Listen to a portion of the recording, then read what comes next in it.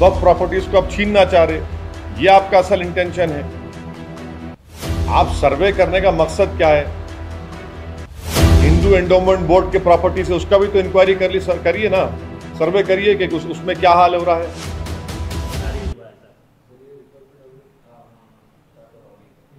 देखिए, जो प्रॉपर्टी वक्फ हो चुकी है और उसका गजेट भी इशू हो चुका है, या अगर नहीं भी हुआ है तो सुप्रीम कोर्ट ने का जजमेंट है कि waqf by user also is a waqf property, number 1 point. दूसरा यह है कि आप ये सर्वे क्यों कर रहे हैं भाई?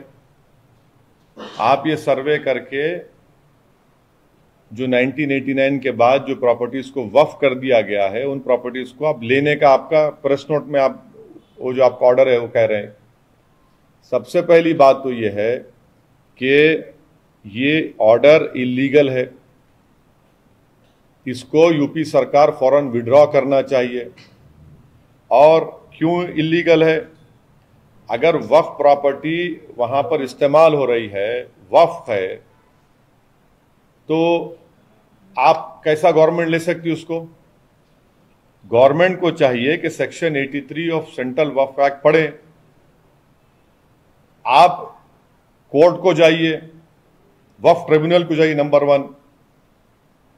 जब प्रॉपर्टी वक्फ हो चुकी है, सरकार लेना चाहती तो वक्फ ट्रिब्यूनल को जाइए आप।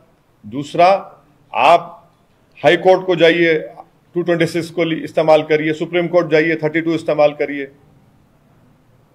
कैसे आज आप ये ऑर्डर निकाल रहे हैं और कि स्टैच्यू ऑफ लिमिटेशन अप्लाई नहीं होता क्या इसके ऊपर?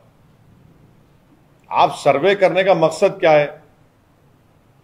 वक्फ प्रॉपर्टीज को आप छीनना चाह रहे, ये आपका असल इंटेंशन है। तो इमीडिएटली आप इस ऑर्डर को विड्रॉ करना चाहिए यूपी सरकार को, योगी सरकार को। और आपका इंटेंशन ये है कि वक्फ प्रॉपर्टीज को छीन लिया जाए।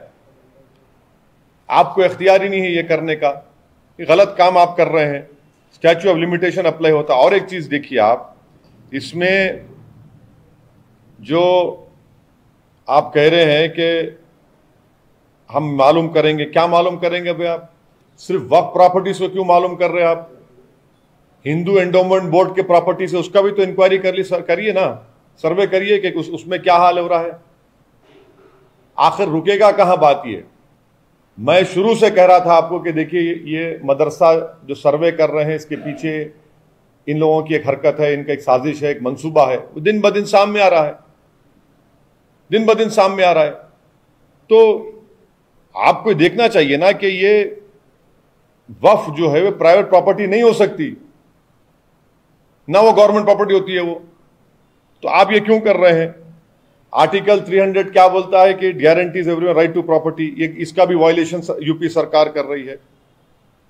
और अगर कोई इलीगल तरीके से उसको गवर्नमेंट प्रॉपर्टी को वक्फ प्रॉपर्टी रजिस्टर कर लिया है, तो आप कोर्ट में केस लड़ी ना जाके, आप ट्राइब्यूनल में जाइए, आप जो सेक्शन 83 है वक्फ एक्ट का, उसके तहत ट्राइब्यूनल में जाइए। तो इस तरह से ये पूरी चीजें जो हो रही है, ये सिर्फ और सिर्फ एक तो वक्फ प्रॉपर्टीज को यूपी सरकार टारगेट कर रही है, और दूसरा ये कि आप वक्फ प्रॉपर्टीज को छीनना चाह रहे। तीसरा ये है कि आपका सुन्नी वक्फ बोर्ड है, शिया वक्फ बोर्ड है, अगर वक्फ प्रॉपर्टीज पर कोई एनक्रोच करा है तो आप उनसे बुलाकर पूछिए, वो आपको दे देंगे। क्या वक्फ प्रॉपर्टीज पर सरकार का कब्जा नहीं है तो आप खाली करिए उसको। मगर इस तरह का एक टारगेटेड सर्वे करना ये बिल्कुल सरासर गलत है और हम इसकी मुखालिफत करते हैं। तो ये सिस्टमैटिक टारगेटिंग हो रहा है मुसलमानों का। नहीं, सुनिए, ये सिस्टमैटिक टारगेटिंग हो रहा है मुसलमानों का, और यूपी सरकार ये काम कर रही है। जो लोग बोल रहे थे कि ज्ञानवापी हो, बाबरी मस्जिद हो, ज्ञानवापी हो, जो बड़े बड़े ज्ञानी लोग बोल रहे थे, गिव एंड टेक कर लो। अब बताओ, क्लैरिफाई करो बाप। जो बोल रहे थे गिव एंड टेक कर लो, अब आप क्लैरिफाई करो, इस पर क्या बोलेंगे आप? सुनिए, नहीं, अरे बाबरी मस्जिद के वक्त भी ऐसे बहुत बड़े दानिश्वर लोग थे, आज भी हैं। ज्ञानवापी के वक्त भी अब बोल रहे हैं गिव एंड टेक कर लो। अबे क्या गिव एंड टेक करेंगे बताइए आप? एक प्रॉपर्टी वक्फ रजिस्टर हो चुकी है और अगर नहीं भी है तो वक्फ बाय यूजर है। अगर मैं एक जगह पर नमाज पढ़ रहा हूं, ईदगाह है, खबरस्तान है, तो वक्फ बाय यूजर है, वो स्टैच्यू ऑफ लिमिटेशन अप्लाई होता। अब सरकार आकर बोलेगी नहीं ये वक्फ नहीं, हम छीन लेंगे। आप कैसे छीनेंगे? आप वक्फ एक्ट के तहत सेक्शन 83 है, वक्फ ट्राइब्यूनल को जाइए। आपका इंटेंशन ये है वक्फ प्रॉपर्टीज को छीन लेना। और अगर कोई वक्फ प्रॉपर्टीज पर कोई एंक्रोच करा है, कोई काबिज है, तो भाई सुन्नी वक्फ बोर्ड क्या कर रहा है, शिया वक्फ बोर्ड क्या कर रहा है, सरकार उनकी मदद क्यों नहीं कर रही है? और सर्वे आप करा रहे हैं तो हिंदू एंडोमेंट बोर्ड का भी सर्वे कराइए ना, मठों का कराइए। ये एक सिलेक्टिव टारगेटिंग है एक समुदाय की, कि इनको बस तंग करते रहो, इनको सुकून से रहने मत दो, और ऊपर से बड़ी बड़ी बातें करते हैं आप। ये 89 का क्या मतलब है बताइए? 89 का डेट कैसा लेकर आए आप?